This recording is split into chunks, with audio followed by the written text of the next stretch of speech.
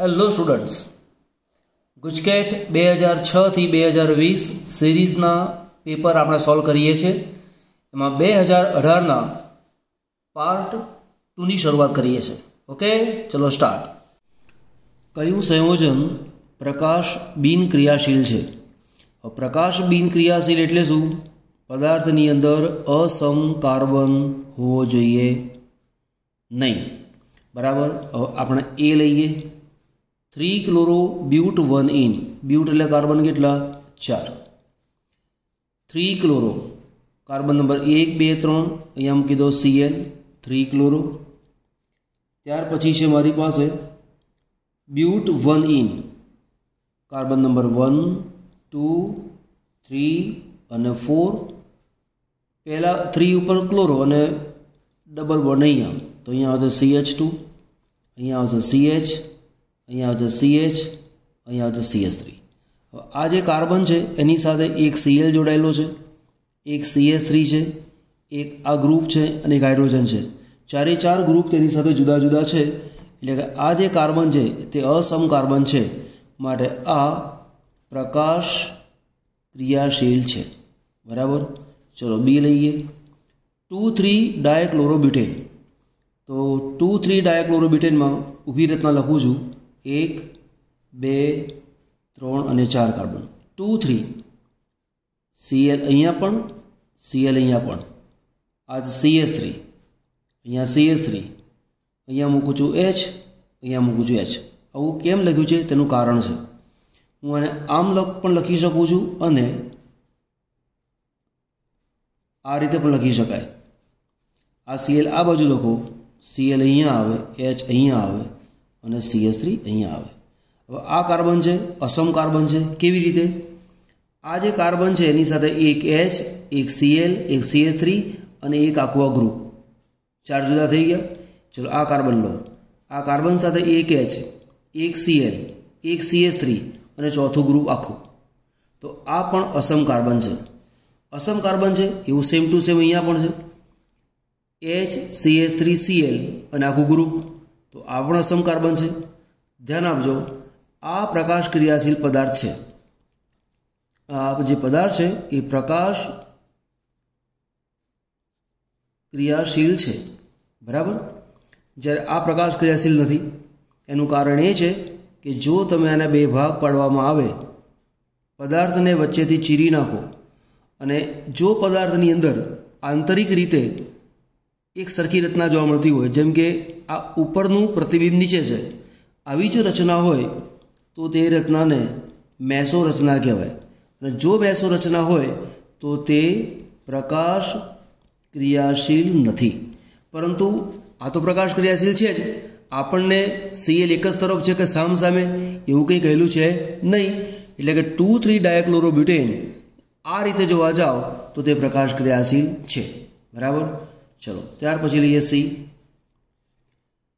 2 hydroxy propanoic acid. તો 2 hydroxy propanoic acid, કાર્બનની સંખ્યા 3, 2 ઉપર OH અને પ્રોપેનોઇક એસિડ એટલે COOH. બાકીનું કામ કમ્પ્લીટ કરો. આની સાથે H હોય, આની સાથે 3H હોય. તો આ જે કાર્બન છે તે અસમ કાર્બન છે, માટે આ પ્રકાશ ક્રિયાશીલ છે. 2,2 ડાયક્લોરોપેન્ટેન. D 1 2 3 4 અને 5 કાર્બન. 5 કાર્બનમાં કાર્બન નંબર 1 2 3 4 અને 5. Cl આની સાથે પણ છે, Cl આની સાથે છે. એક જ કાર્બન ઉપર બે ગ્રુપ સમાન જોડાયેલા હોય તો તે પ્રકાશ ક્રિયાશીલ હોતો નથી. તો આપણો આન્સર કયો આવે? ડી. આ જે પદાર્થ છે એ પ્રકાશ બિન ક્રિયાશીલ છે. એમ પણ 2,2 ડાયક્લોરો આવે એટલે તરત ખબર પડી જ જાય, આપણને ખબર પડી જવી જોઈએ જ. પણ બાકીની રચનાઓ મેં એટલા માટે પૂરી કરાવડાવી કે તમને ખબર પડે અને આ વસ્તુનો કોન્સેપ્ટ તમને ખબર હોવો જોઈએ. ક્વેશ્ચન છે, નીચેના પૈકી કઈ પ્રક્રિયામાં પ્રાપ્ત થતી કાર્બનિક નિપજનું ઉત્કલન બિંદુ સૌથી ઓછું હશે? હવે જો આ પ્રશ્નની અંદર બે વસ્તુ છે, એક સાથે પૂછી લીધેલી છે કે કઈ નિપજનું ઉત્કલન બિંદુ સૌથી ઓછું હશે. તો સૌથી પહેલાં તો બધી પ્રક્રિયાઓ તમને પૂરી કરતાં આવડતી હોવી જોઈએ. અને જો તે પ્રક્રિયા પૂરી કરતાં આવડે નહીં તો તેનો જવાબ તમે આપી શકતા નથી.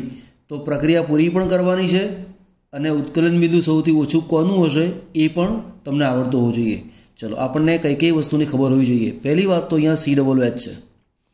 જો LiALH4H2O એના વડે રિડક્શન કરવામાં આવે તો યાદ રાખવાનું કે COOH જ્યાં હોય ત્યાં CH2OH મૂકવાનું.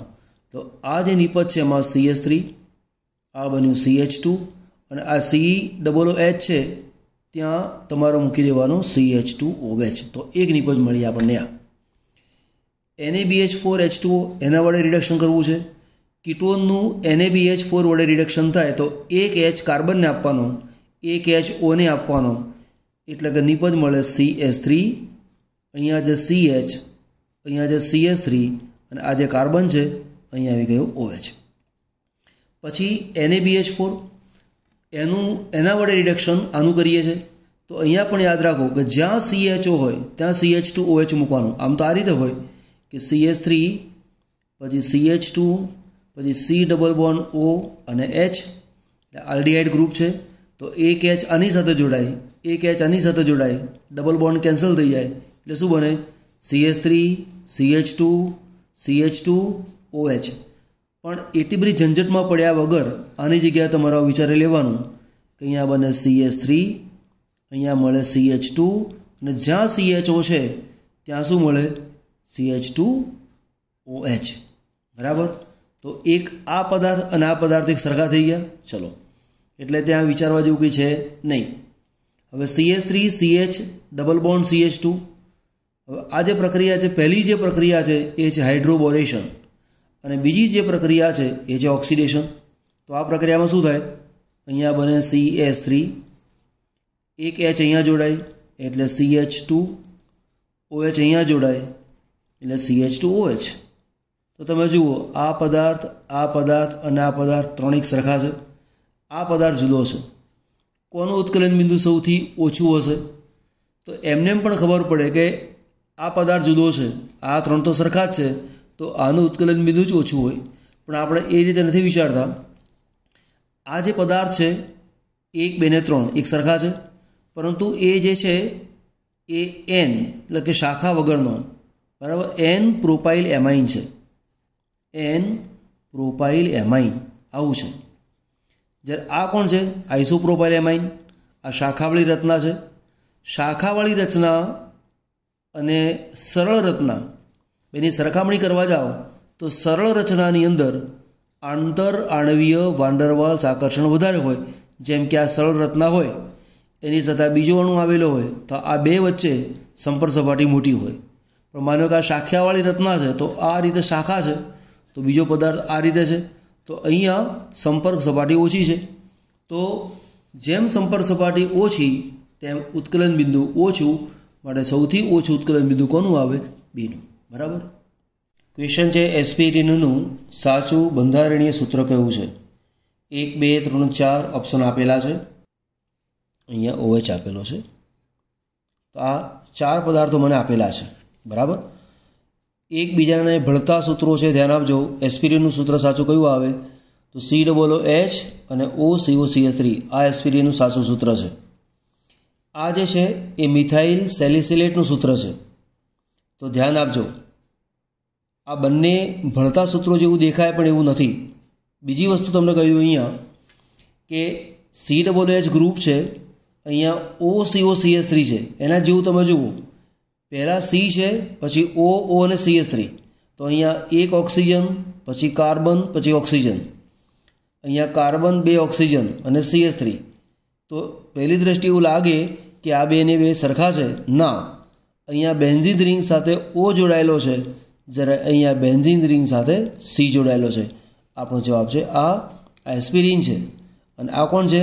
Methyl salicylate. નોંધ કરીને મૂકી રાખજો કે આ અને આ બંને પદાર્થો બરાબર તમને પાકા આવડતા હોવા જોઈએ.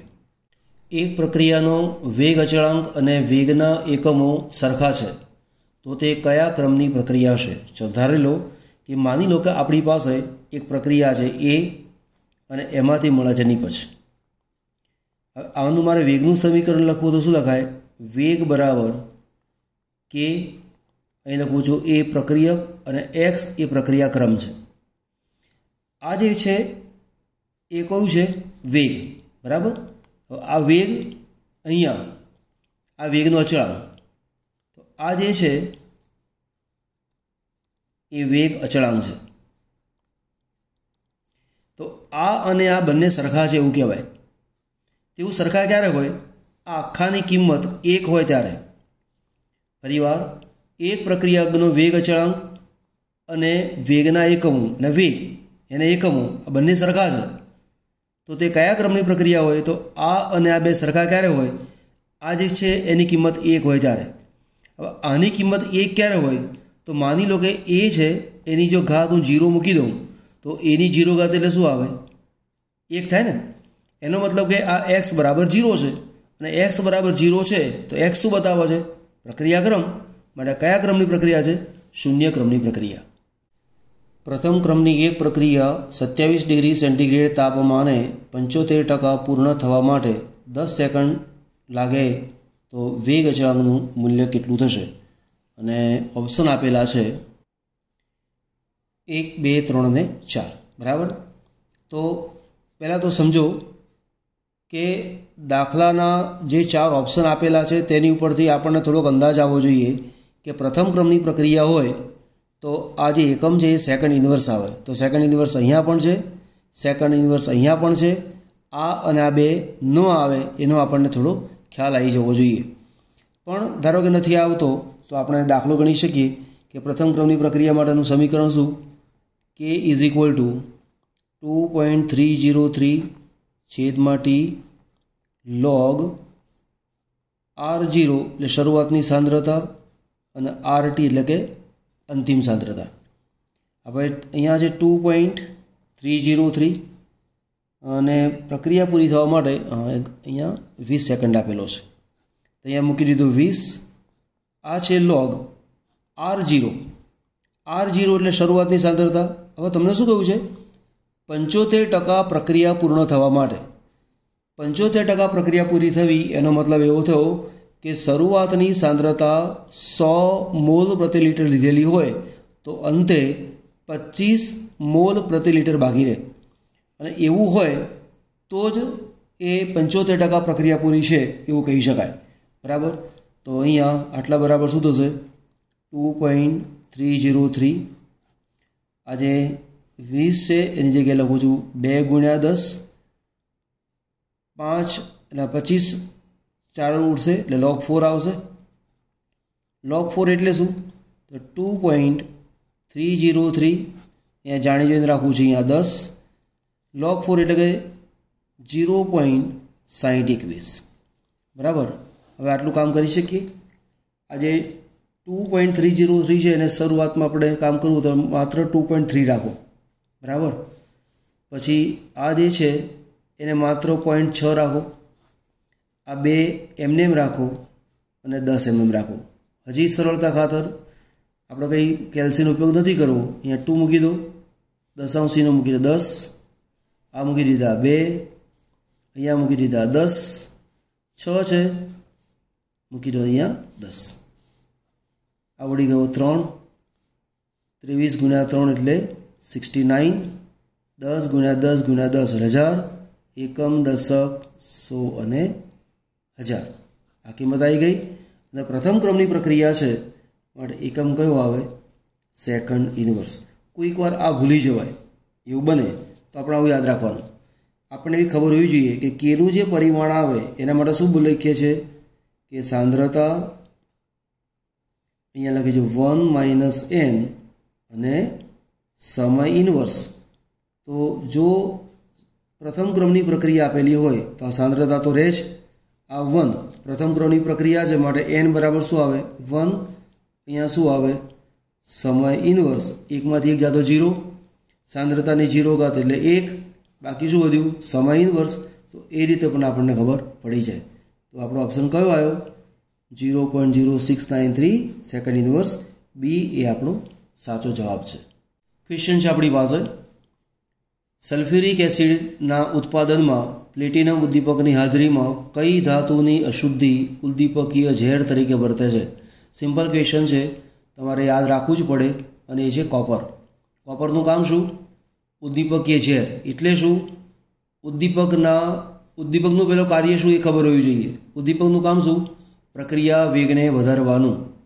પણ જો ઉદ્દીપકની સાથે કોપર આવેલો હોય તો ઉદ્દીપક પોતાનું કાર્ય યોગ્ય રીતે કરી શકતો નથી અને એટલા માટે તેને ઉદ્દીપકીય ઝેર તરીકે ઓળખવામાં આવે છે। FeOH થ્રાઇસના કલીલ દ્રાવણને વૈદ્યુત કણ સંચલનમાં ભરવામાં આવેલા કલીલ કણો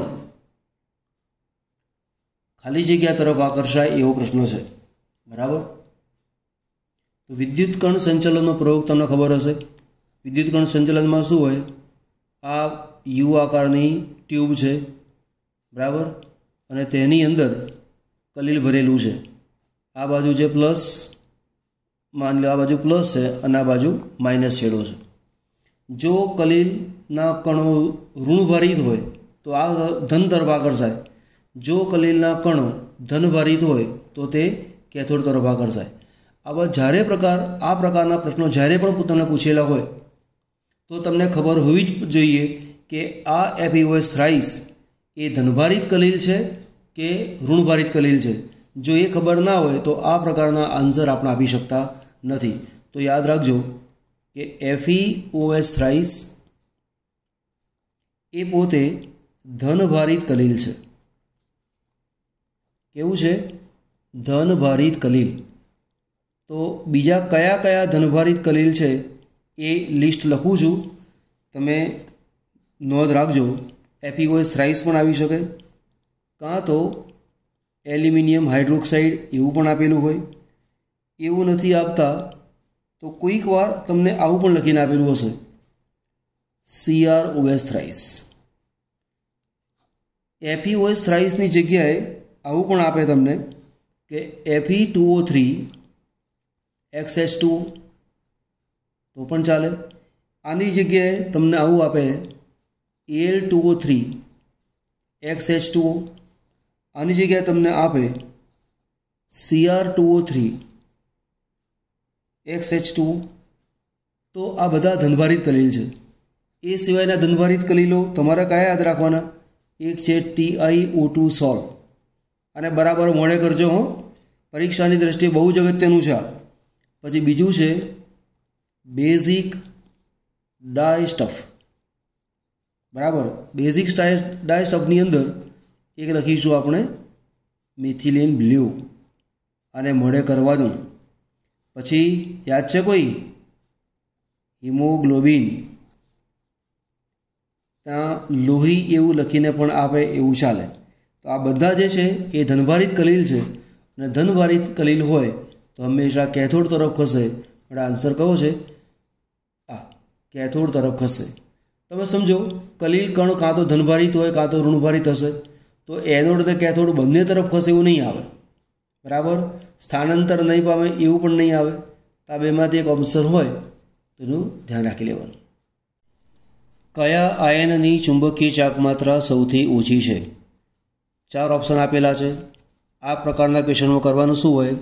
જે આયનની ઇલેક્ટ્રોન રચનાની અંદર ડી કક્ષકમાં અયુગ્મિત ઇલેક્ટ્રોન સંખ્યા ઓછી હોય એની ચુંબકીય ચાક માત્રા ઓછી છે। તો આપણને આ વસ્તુ આપેલી છે પણ તેના પરમાણુ ક્રમાંક આપેલા નથી અને આપશે પણ નહીં।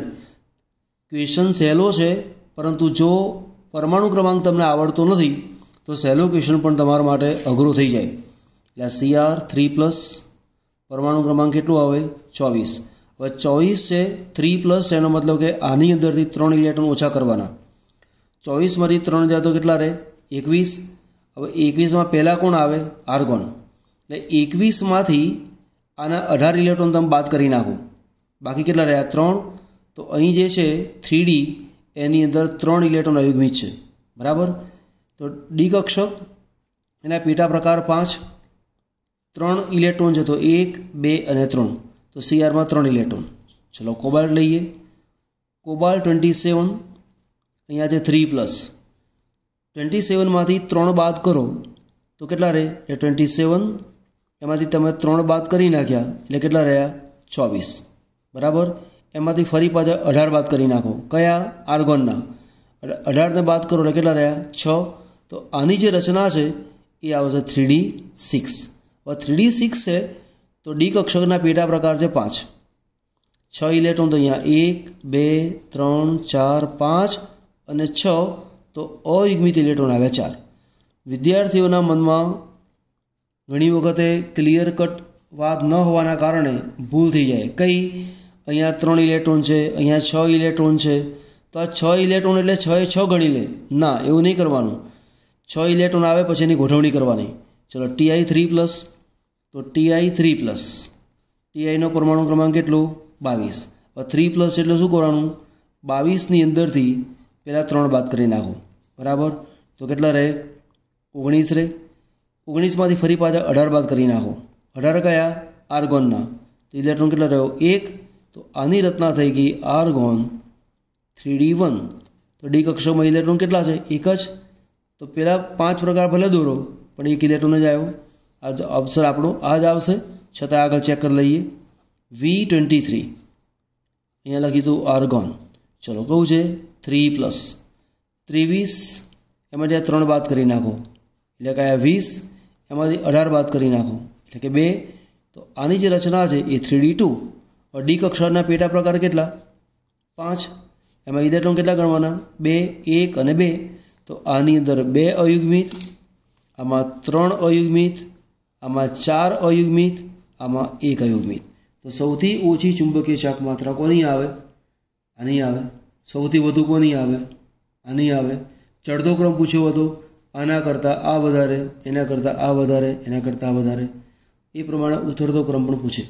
तो आ क्वेश्चननुं महत्व शुं?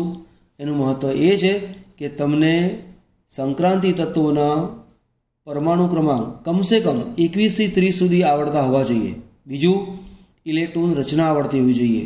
त्रीजू धनभारित आयन आपेलो होय तो केटला इलेक्ट्रॉन ओछा करवाना ते खबर होवी जोईए।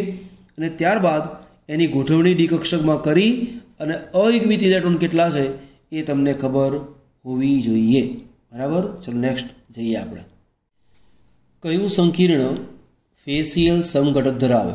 कोईक वार फेसियल पूछेलुं होय, कोईक वार मेरिडियोनल पूछेलुं होय, आंसर एक सरखो ज आवे। जो ध्यान आपजो, फेसियल अने मेरिडियोनल क्यारे होय? Ma3B3 प्रकारनुं संकीर्ण होय त्यारे। M एटले धातु परमाणु, ए प्रकारना 3 लिगेंड, बी प्रकारना 3 लिगेंड। एटले शुं? समान प्रकारना 3 अने बीजा समान प्रकारना 3। आ अने बधा सरखा नथी। तो आवी जेमां रचना आवती होय ए फेसियल अने मेरिडियोनल आ बने रचना धरावे। तो जुओ NH3 3 वार, NO2 3 वार। तो आ ए गणो, आ बी गणो, तो आपणो ऑप्शन कयो आव्यो? बी। ग्रिग्नार्ड प्रक्रियक इथाइल मैग्नीशियम ब्रोमाइडनी प्रोपेनोन साथेनी प्रक्रियाथी अंतिम निपज कई मळशे? 4 ऑप्शन आपेला छे, बराबर। अहींया આપણે काम करीशुं। पहली बात तो कि इथाइल मैग्नीशियम ब्रोमाइड सूत्र शुं आवे? CH3 CH2 Mg અને Br। तेनी प्रक्रिया प्रोपेनोन साथे लेवानी। प्रोपेनोन એટલે કે CH3 C double bond O અને CH3। काम शुं करवानुं? आ MgBr नो जे भाग छे ए O ની સાથે જોડવાનો। आ कार्बनનો भाग अहींया जोड़ो तो निपज शुं मळे? CH3 पछी C, CH3 कार्बननी साथे ऑक्सिजन छे એટલે O, बराबर। ओनी साथे जोड़ायो MgBr એટલે Mg અને Br। कार्बन साथे आ भाग जोड़ायो એટલે CH2 અને CH3।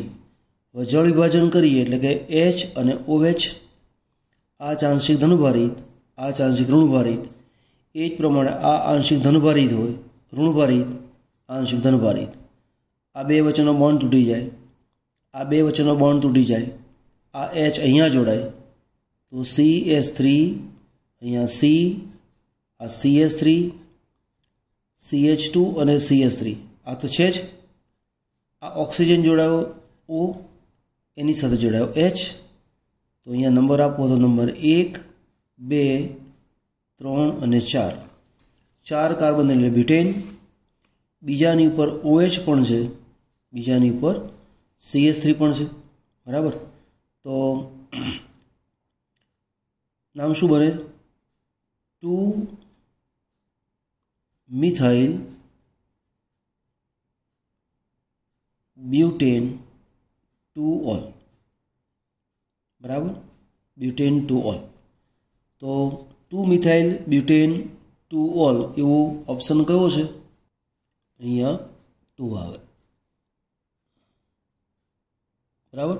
તો ઓપ્શન આવી ગયો આપણી પાસે બી. હવે આ પ્રક્રિયામાં તમારે ધ્યાન શું રાખવાનું તે માત્ર આ વસ્તુ આવડે એવું નહીં. તમારે જ્યારે આવી પ્રક્રિયા આવતી હોય તો આટલી જ લાંબી પ્રક્રિયા નહીં કરવાની. તમારે શું કરવાનું? આ ગ્રીગનાર પ્રક્રિયા કાપેલો છે, બરાબર. તો લખ્યો CH3 CH2 Mg અને Br, અને તેની પ્રક્રિયા તમારે એસિટોન સાથે કરવાની છે. તો CH3 C double bond O અને CH3. કંઈ પણ આડું અવળું વિચાર્યા વિના પહેલાં આને ધ્યાન ઉપર લો. અહીંયા લખો CH3, આ C અને CH3, પછી લખો અહીંયા O. તો આપણને ખબર છે કે જળ વિભાજન પછી H જોડાવાનો છે જ, તો પહેલાં અહીંયા H મૂકી જ દો. આ જે કાર્બન છે તેની સાથે આ ભાગ જોડી દો, એટલે અહીંયા મૂકી દો CH2 CH3, તો આપણને નિપજ મળી જાય. બાય ચાન્સ ધારો કે તમને, ચલો બીજો પદાર્થ બનાવું, તમને આ નથી આપ્યું, મને કહે કે C6H5 MgBr પૂછેલું છે, અને તેની પ્રક્રિયા મારે ફોર્માલ્ડિહાઇડ સાથે લેવી છે HCHO. તો અંતિમ નિપજ શું મળે? તો પહેલાં તો આને સમજાવશ છે કેવી રીતે. H C double bond O અને H એવું છે, અને એની પ્રક્રિયા મારે આની સાથે લેવાની છે. તો હું શું કરીશ? પહેલાં લખીશ H, પછી C, પછી H, પછી O, બરાબર. આ O છે એની સાથે જોડી દો H, અને કાર્બન સાથે આ ભાગ જોડી દો MgBr સિવાયનો ભાગ, તો C6H5. આ મને નિપજ મળે. તો આ રીતે એની પ્રક્રિયા પૂરી કરશો તો ફટાફટ તમારું કામ થઈ જશે, બરાબર.